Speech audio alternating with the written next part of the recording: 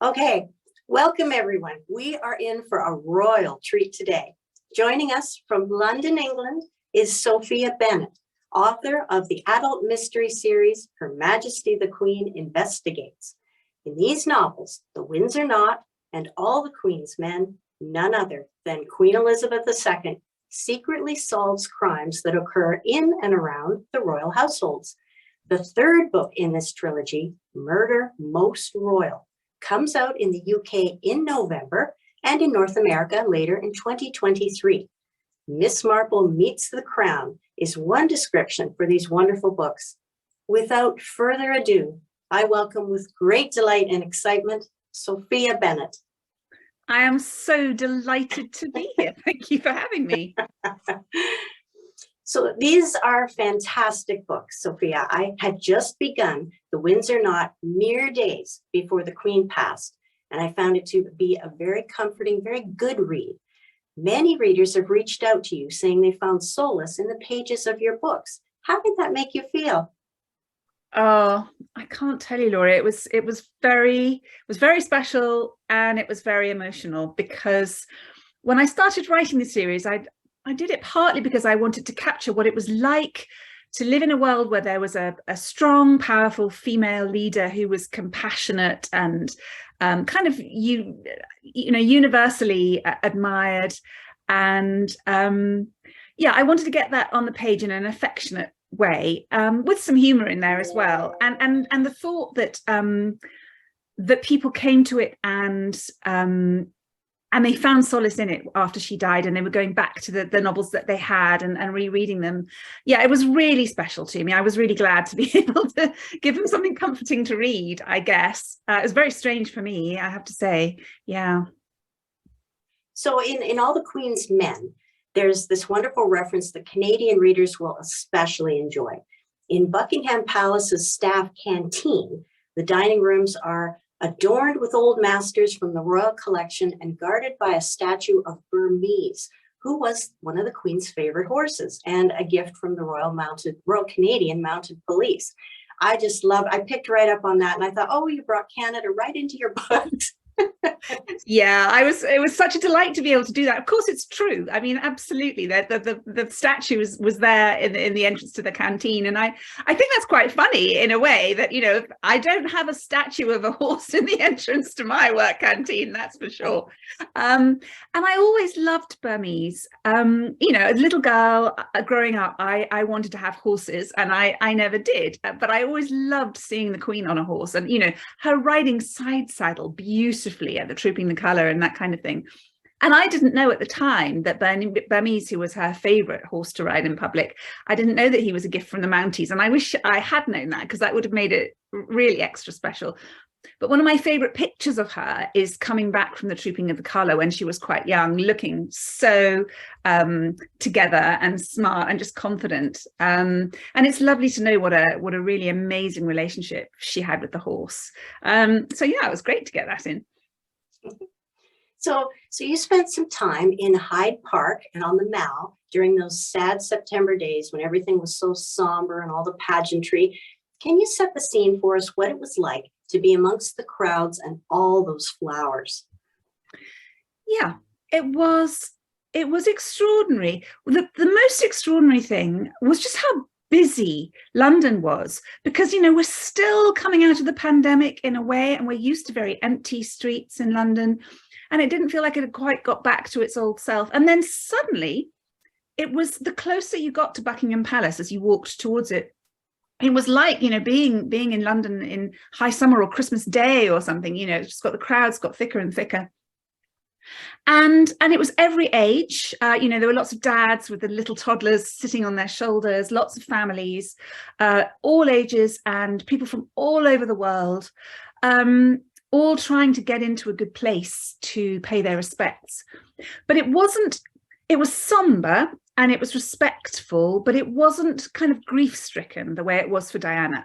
And I thought that was really interesting because, you know, the Queen was 96, not 36. So people, I think, felt she'd lived a very good life and they wanted to pay respects to that. But they weren't There wasn't that kind of feeling of devastation. But so many people came with flowers. It was extraordinary. And Paddington Bears as well, after that little sketch with her having tea with him on TV. So what they did was every few hours, they'd take the flowers from outside Buckingham Palace or wherever they were, and they'd put them in Hyde Park in row upon row, laid out really beautifully on top of tree trunks and logs and things.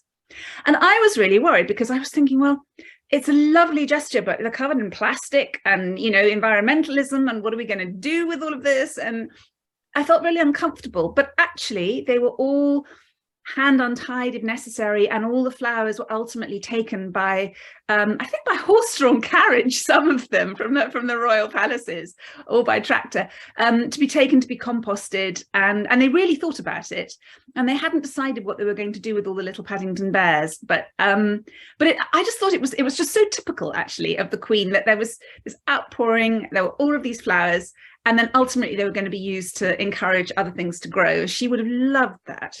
Mm-hmm. She would have. Do you remember where you were when you heard the news that she had passed away? I was sitting exactly where I'm sitting now. In fact, I was sitting there. I had just handed in the final proofs of Murder Most Royal.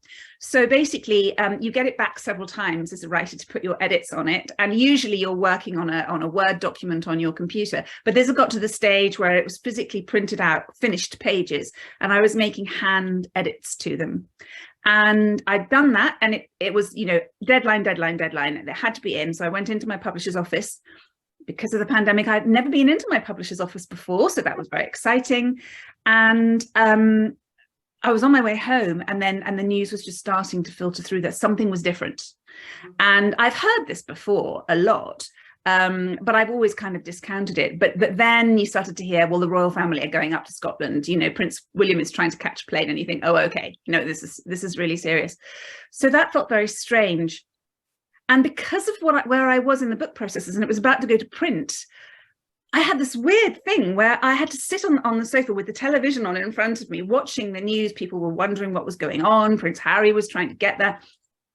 And I was having to change the dedication and the acknowledgements to dedicate the book to her, obviously, and to put the acknowledgements in the past tense. And it was horrible. And then while I was doing that, the news came on, and everybody was just, even though she'd been not well over that year, everyone was so surprised, because she just seemed, whenever you did see her, she seemed herself, you know. 2 days before, she'd been welcoming in the new Prime Minister, and she was beaming. So yeah, it was a real shock, and I think the whole country felt that, and well, as you know, kind of the whole world did, really did. Yes, I was brokenhearted. Yeah. Oh yeah, I had lots of people obviously who were calling me and texting me and saying, you know, how are you feeling? And I was thinking, well, I'm in just this surreal position because of my job. I'm having to do this very, very strange thing. But I've since heard all sorts of stories. Friends have other friends who were part of the funeral, the preparations, the amazing lying in state, which was incredibly special, or the procession at the funeral, and they were called in from all over the world. And there was one of them who was one of the Scottish archers, they're called, who guard her, and they're often ex-military people, but they could be doing anything these days. And he had a very busy job, and he was abroad, and he was about to say, I really can't just drop everything and go. And then he thought, this is once in a lifetime to pay my respects to her this way. Of course I can drop everything and go. So yeah, I mean, he just traveled for 24 hours to be where he needed to be. And he was one of the people standing beside the coffin when the time came. So yeah, lots of stories like that. People who would just do whatever it took to do the right thing. Wow. Thank you for telling us about that. So you have hinted at a new series of Queen novels set decades earlier and with a much younger Queen. Can you give us a glimpse what they may hold? I can. Yeah, I always plan to go back in time. There's one unwritten book. I wanted to set the fourth book originally in Balmoral in 2017. Prince Harry is inviting his new girlfriend round to meet the Queen. There's been the terrible Grenfell fire. There's all sorts of things going on. but I just felt, and my publishers agreed, and there's TV kind of thing going on, and they agreed to, it's just too soon to write about all of that. I didn't really want to. So sooner than I expected, I decided to go back in time and write about that. And I ended up landing in 1957. So the Queen in the recent trilogy of books is 96, or was 90 in the books. And you know, she's underestimated because she's an elderly woman. And in this book, she's 31. And she's underestimated because she's a young woman, which, you know, in 57, 31 wasn't really very old. And people, her courtiers, they don't quite trust her yet. She doesn't have that sense of gravitas that she got in time. So it's fun, you know, whatever she does, she's underestimated for some reason. And she has a different sidekick, obviously, because Rosie hasn't remotely been born yet. I'm not even sure Rosie's parents have been born. So this time she has a working class sidekick called Joan, who is very, very clever, multilingual, very underestimated herself.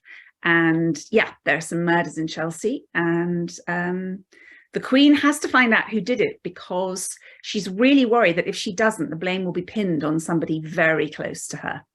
Ooh. And she knows this person is innocent, but she can't prove it. So she's got to sort things out.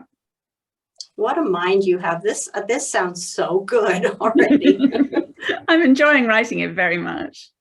Well, these mysteries featuring the Queen are about loyalty, community, and service.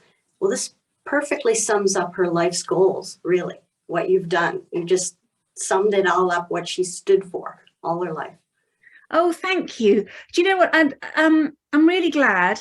And one thing I'm noticing through all my research is that's what she just constantly emphasized in her speeches. And although she didn't give interviews, and that's a really key part of her mystique, we do know what she thought, because she gave a lot of speeches. She gave some great ones in Canada. She gave her first live bilingual speech on TV in Canada, and that's going to be in my book. She did that in 1957.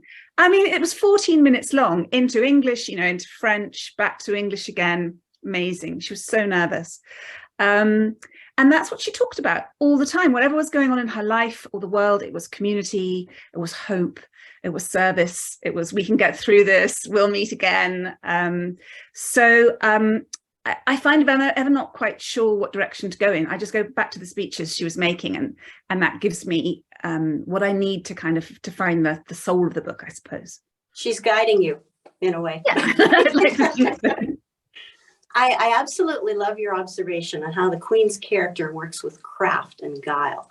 So here's a quote. While we're looking at her, she's looking out. She must spot things all the time that others do not see. What a perfect setup for a detective. So the Queen's uniqueness as investigator is that she can't take credit for solving the crime.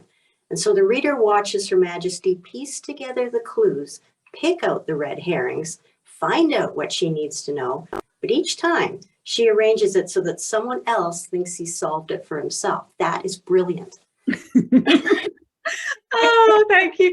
As I was writing the first book, I knew what the crime was, but I didn't know how the detection worked, and I had to work it out as I went along. And I got to this point thinking, I want these books to sound real. I want them to sound as if they could have happened. But if they had happened, we would know she was a detective. So how come we don't know? And then it was like, oh yeah, she really does let other people get on and do their jobs. She doesn't stand in their way. She doesn't take credit for their stuff. She would have to do it secretly. How do I make her do that? And so I love having in my denouements, somebody explains it to her. And it's incredibly difficult to write, can I just say? The denouements take me months, but it's really satisfying to do. And I like to think that's kind of the unique selling point of these books is secret detective, yeah. Well, you aced it. You really did. So previous to this, you established yourself as an award-winning author of young adult novels. Your first one was entitled Threads in 2009, and it might become a children's series. How exciting is that? Yeah, I mean, I keep hoping. They've had the option for a very long time. At one point, there was a Chinese company that were thinking of making it. And I thought, that sounds very strange. And they were going to set it in Shanghai. And when they explained how they were going to do it, I was so excited. It was going to be slightly subversive, the way they wanted to do it, about a girl coming from an outer territory of China. and mixing with people in the mainstream, and it was just great. And that one didn't go ahead, so I keep hoping that these projects will happen. Yeah, it would be lovely if they did. It would. So another of your young adult ones was called Love Song, written in 2017, and it won the Goldsboro Books Romantic Novel of the Year award. And it's got an intriguing music theme, and that really interests me, so I have to track that one down. Yeah, it was inspired by Harry Styles, so perhaps that gives you a flavour. So can we chat about a junior historical book that you wrote for the Tate Gallery in 2019? That is somewhere I would love to go. So the book is called The Bigger Picture, Women Who Changed the Art World. So here's a summary just for our audience. This informative book invites young readers to discover the creative practices of 30 female artists who over their careers broke boundaries and exceeded expectations, demystifying the art world, building confidence and inspiring a new generation. I would love to look at this book. It looks fabulous. And if I can just quote you, I write about girls discovering their inner power. What do you say to that? Well, first of all, I'm just utterly thrilled that you found this book and wanted to talk about it, because I think of all the books I've written, it's the one I'm most proud of. I wasn't sure what to write at the time, and I was pitching a picture book actually to the Tate Gallery in London. And they said, well, we're not sure about the picture book, but we're thinking about this other book about women artists. And I said, oh, please, can I write that? And they went, yes. So it was a wonderful collaboration. It was, as it happened, coincidentally, it was an all-female team, me, the illustrator, the editors, the production team and everything. And it is out in North America, and there it's called Women's Artwork. And if you go on to the Barnes & Noble site and look at Sophia Bennett, Women's Artwork, it's there, with a starred review, can I just say. So on the inside, it looks like this. It's really rare to get a fully illustrated book for teenagers, young teenagers, I would say, really is what it's aimed at. And it was very difficult to write because I had to describe these 30 artists and curators and collectors and all the women who work in the art world, really. I had to do it in a very few number of words to make room for the fabulous illustrations. And yeah, it was a huge production number because it was the Tate Gallery I was working with. We had to get permission from all the artists themselves if they were alive, or their estates if they weren't. And when you think Tracy Emin might be reading your words and deciding, you know, she approves or not, it's quite scary. But it's very, very, very inspiring to learn about women artists, because they are the bravest women in the world. They, you know, artists anyway, if they're any good, they're always breaking conventions and pushing boundaries and seeing the world in a new way and being treated as different. That's often very scary for them at the time, and just having the confidence to push through it and stay true to their vision, and to come across that over and over again through history. It's really exciting. And I found, however far back I went in history, I found women doing this either in crafts or in art. You know, I could go back 5,000 years and I was thinking, why don't we know more about these women? And the answer is simply that women weren't writing about them because they weren't art historians at the time. And as soon as women were able to become fully formed academics, we found out all about them. So yeah, I'm really proud of this book, and Manjeet factored the illustrations really beautifully. So please go and have a look at it, everybody.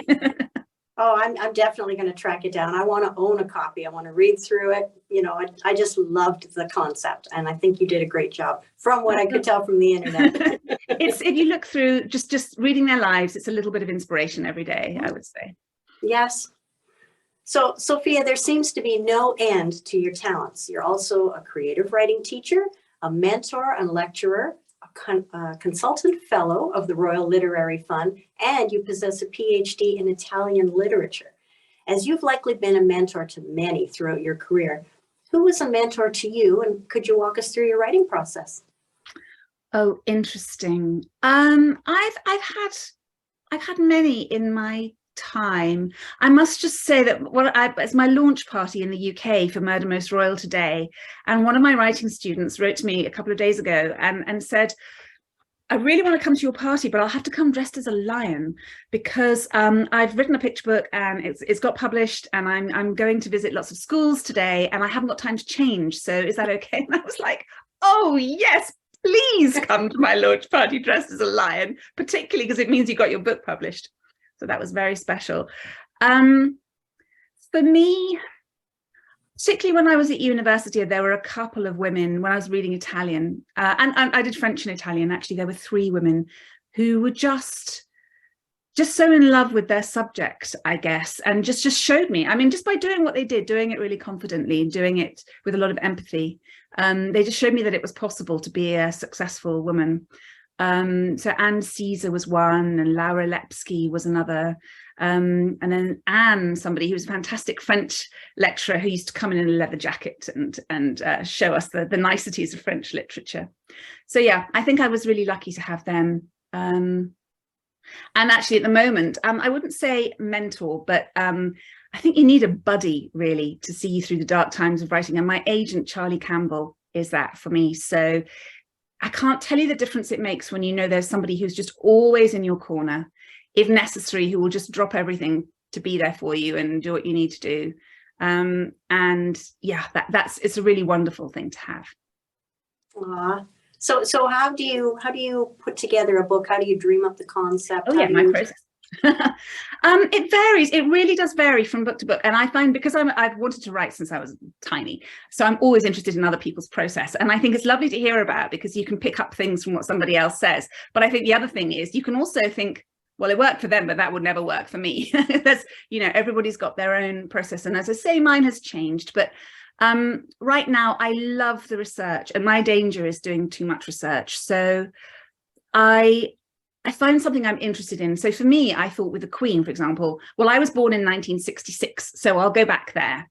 And that's a great time, and I do want to write about it. But while I was writing about that, I found out lots of little details about 1956 and 1957, and that was even more interesting. So I start off with what was going on there. And I love settings. So if I've got such a visual brain, if I can really, really see where my characters are and what they're doing, that really helps me. So again, for me, picturing London coming out from the war, and even 12 years later, it was still just coming out of austerity, and London was just starting to not be the grimy, poor place that it had been. So I start there, and then bits of the story come to me really, really fast. So like the murder instantly came. And then as I'm just going through my day, little bits sort of come to me. I read things, a lot of contemporary stuff. I think, oh yeah, no, I could change that, and I could put that in the story I'm writing, even though it's in the past.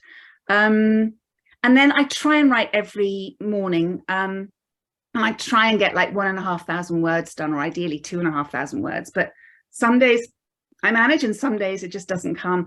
And usually my brain knows when I have to stop. So like, if my kids are coming home from school and I have to cook for them, it knows I have to stop at 5:30. So at 5, it really kicks in. My brain is really naughty. So like at 5, it's like, oh yeah, we're really going now. This is going really well, which is very irritating. If it knows that I have like 4 hours to really concentrate, it goes like, no, it just makes me procrastinate. So I always feel like I'm writing up against a deadline. And yeah, I try and write one draft all the way through without doing too much editing, just to get it done. And it changes in the course of the writing, and it becomes something different. And now I know that it doesn't scare me so much anymore. And then I go back, and the book becomes itself really in the second draft. And that's when I really start to see these threads that I didn't realize were there, and they start coming together. So I hope that when people read my books, the second reading should be more fun than the first one, because you'll just see all these little things that were just planted. That don't make sense necessarily at the time, but they do later. So yeah, it varies, and usually I really love the editing process now. So yeah, that's really fun as it gets towards the end. I wouldn't think that'd be the fun part, but I'm glad you're enjoying it. Yeah, I mean, when I was starting out as a writer, I hated the editing process. I hated getting edits back. I was so possessive of my work. I think maybe I'm just lucky with who I'm working with now. I really trust those people, and I'm really grateful when they spot mistakes, because, you know, great, it's one less mistake in the book. So yeah, it feels really collaborative, and that's really nice. So you have a podcast called Pre-Published, which is geared to aspiring authors. And you say, write every day, rewrite even more, follow your heart. I especially love this quote: find out what your talent is and make the most of it. Work hard and have fun. We only have one life, and we all deserve to sparkle. You have conducted many interviews in this forum, and one I quite enjoyed was the marvelous one that you did with Carol Drinkwater, who played Helen Harriet in the TV series All Creatures Great and Small. And you two have some common ground because she's also an established author, and her series was set in your native Yorkshire. Yes, well, and she writes about owning an olive farm overlooking the Mediterranean Sea in the south of France, and what could be nicer than that? She writes very compellingly. I follow her on Twitter, so and she's on Twitter quite a lot now, so I get to keep up with her life. Yeah, it's always lovely just finding out people, again, yes, as you say, people's writing process, what inspires them. And Carol's life looks perfect. She was this very beautiful actress. She was in this very popular program. She met this gorgeous French film director, and they have an olive farm in the south of France.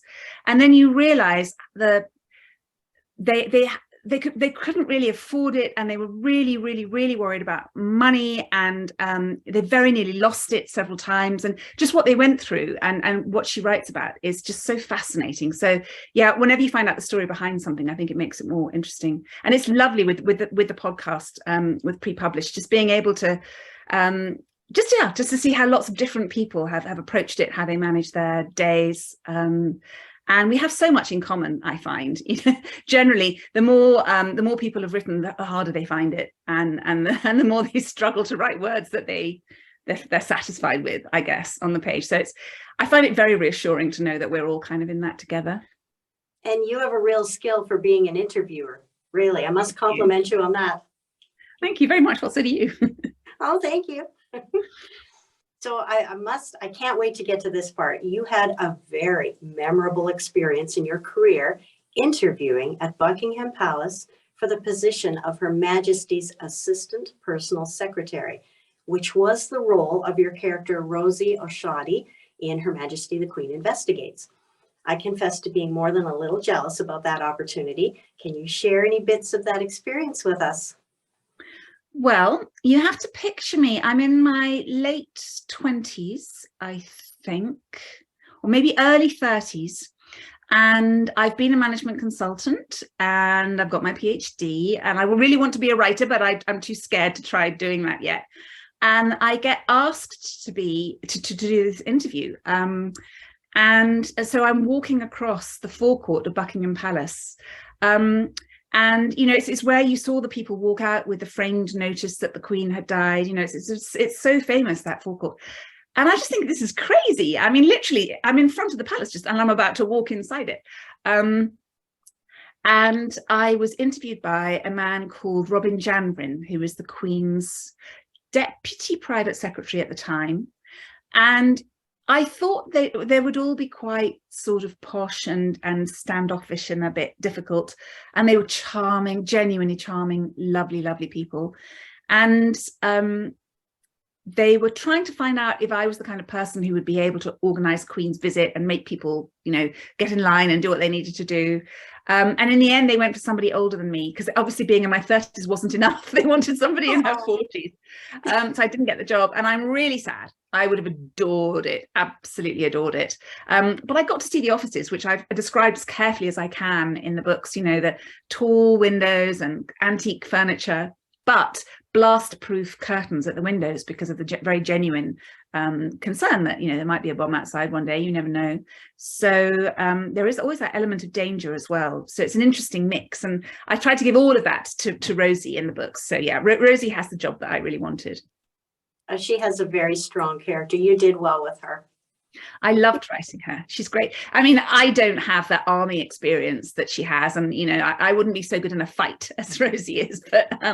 But yeah, I gave her all the things that I would like to have had. Have you ever been to Canada? I have. I've been to Vancouver and Main Island. Two friends got married on Main Island, and it was so special. You can imagine, really, they've been holidaying there. They had a house there, and they've been holidaying there for decades, and everybody knew them. And so we had a little wedding there, and then the reception just overlooking the sea and pods of dolphins and I don't know, whales and things going by was extraordinary. And Vancouver was such a fantastic place. So just thinking, I have to come back here. You know, the idea that you can kind of ski in the morning and then be by the sea in the afternoon is amazing. So yeah, I saw Western Canada, which I love, but I haven't, the centre and the east, I haven't been to yet. So yeah, I need to go. We're waiting to welcome you. Thank you very much.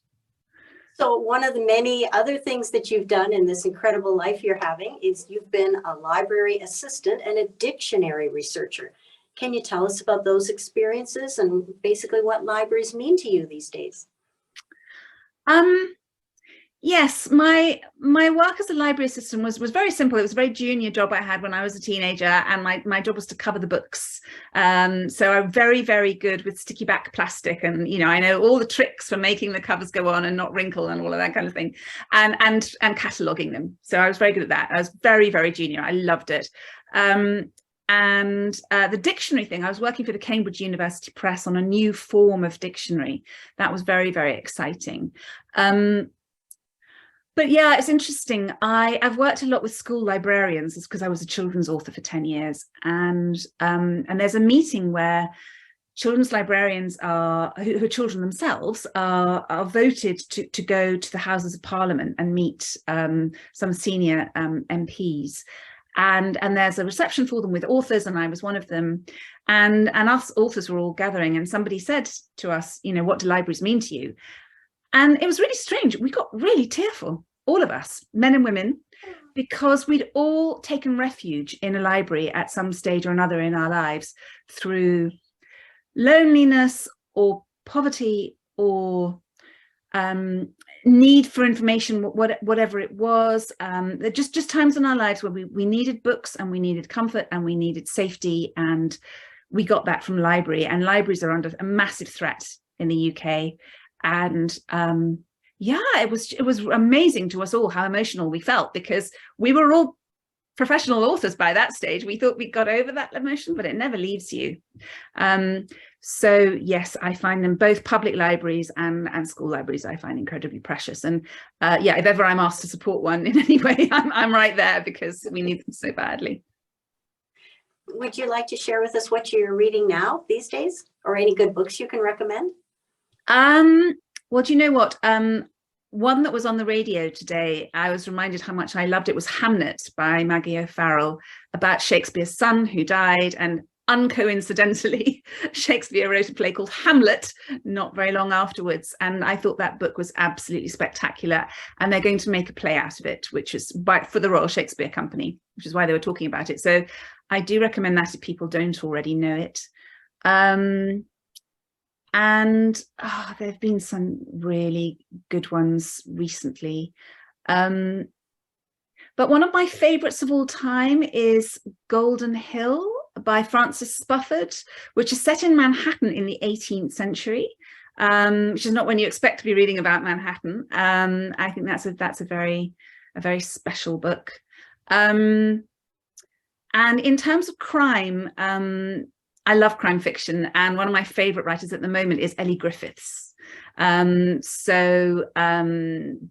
Heart Yard is her latest, and I've just been to one of her launch parties recently. She writes cozy crime, and she writes much more psychological crime. The Ruth Galloway series set in Norfolk, which is very, very atmospheric, about an archaeologist and the things that she uncovers. Highly recommend Ellie's writing. And the last one is Kate Atkinson, who I just think is just one of the best writers writing at the moment. And her new book is called Shrines of Gaiety, and it's set in Soho, London Soho, in the 1920s. I haven't got it in my hands yet, but I've read bits of it, and I just can't wait to read it properly, because I think her writing is extraordinary. So there we go. All good recommendations. I personally can recommend Sophia Bennett. Thank you very much. So many of us are reflecting on many changes our late queen saw during her 70-year reign. And I would love to have asked her this question, but I'm just as interested in your answer. How are you enjoying the passage of time in your own life? Yes, I wonder what she'd have said. I know that she would have been very optimistic and yeah, just positive. And I know that she must have felt that she didn't have long to go, because I gather that she did spend the last couple of months of her life with her family, enjoying their company and making memories with them. So I think she had a very happy end to her life, and I'm really glad that she did. I found I'm at that menopausal stage and I'm kind of celebrating it. I wish people had told me more about it, and I'm really glad people are talking about it more, because the perimenopausal phase was horrible. I was very sad and I blamed it on the world around me and myself and my life, and all it was my hormones. And I wish somebody had told me that, because I would have saved me 2 years of sadness if I'd known that. But I'm kind of through that now, and I try and bring into my books, you know, the joy that comes with being a confident older woman, but also the frustration sometimes that, you know, you take yourself seriously now, but other people don't necessarily do the same thing. But yeah, I enjoy the passage of time, because it's a build-up of memories, and I've got lots of happy memories. So yeah, it's nice to have more of them, I guess. I don't dye my hair. That's quite a sort of thing. I'm just, you know, I'm this old and I'm happy looking this old, and that's okay with me. So as a little girl growing up in Yorkshire, did you ever think you would have this amazing career? Well, I didn't actually grow up in Yorkshire, and this is a part of it, because although I was born there, because my father was in the army, at the age of 6 months I was in Malaysia, and then I was in the south of England, and then I was in Hong Kong, and then I was in Berlin, and then I was back in England, and then I was back in Hong Kong. So I grew up bouncing around, and one of the things that kept me going was books. Both my parents were really, really massive readers, and my mother particularly always has about 6 or 7 books on the go. And you know, we would always sort of go to the local library and you know, have 10 books that we take back and 10 books that we take out. And my mother always let me read whatever I wanted. So there were lots of times I was having to say goodbye to one set of school friends and say, you know, make new friends. And that was difficult. And so often books were a kind of refuge for me. And so at the age of about 6 or 7, when I was in Hong Kong, that's when I realized that that's what books did for me, and I wanted to do that too. Yeah, and I never really changed my mind. I wanted to be an air hostess or an Olympic gymnast as well, but I was too short to be an air hostess at the time. I love the hats that they wore in the 1970s. I was really into those, but too short, and Olympic gymnasts could never really do a competent handstand, so that was never going to happen. But I could write. I could make people laugh with my writing. I could write decently rhyming poetry. So I had the confidence with that, I guess. So I wanted to do it. And what I thought was, well, I'll have kids, and I will write at the kitchen table, like sort of like the mother in the Railway Children was how I remembered it, with people all around me. And then I reread The Railway Children recently, and of course she doesn't write it at the kitchen table. She closets herself away in her study, and I see why, because if you try and write with your children around you, they just get honey on the M key, and they sneak naughty words into your manuscript to see if anyone will notice, and they distract you all the time. So you have to cut yourself off from them. So it's not quite the life I was imagining. But yeah, it took me a long time. I wasn't published till I was 42. So there's a massive amount of procrastination, followed by 10 years of not getting published until it finally happened. But it is the best job in the world, though, really, because all researching, writing something that you feel does justice to the idea that you had, talking to readers, sharing emotions with readers and things. It's a very special thing. So I'm glad I stuck with it. I think you found a great fit for your talents, of which you have many. Oh, thank you. So your website has a quote, which is brilliant in its simplicity. Be inspired, be inspiring. You have certainly inspired me. Thank you, Sophia, for your generous gifts of time and insight. It has been an absolute pleasure to chat with you today, and I wish you all the happiness and peace that life can bring your way. Oh, thank you so much. It's been a real joy to talk to you. I can't tell you. It's just a lovely way to celebrate another book out there. So yeah, I'm really thrilled to be able to do it. So thank you very much. And good luck with your launch party later today. Thank you.